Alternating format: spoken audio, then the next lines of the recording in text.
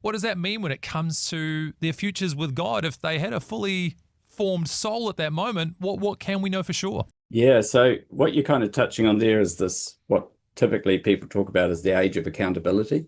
When does a person become an accountable person? The scriptures do speak about, I guess, from two sides. One side it talks about the presence of sin Mm. in a person, so that it talks about even the fact that even from childhood, even from the womb, David says famously in Psalm 51 that in sin my mother conceived me. It wasn't what his mother did, it was the fact that sin was present right in him, even in utero. And yet there are these accounts we see where, for example, when Israel were coming out of Egypt and they rebelled and they murmured and grumbled against God, God says to them, okay, none of you are going to go into the promised land, but the children, um, the children, they're too young to know. I'm going to bring them into the promised land.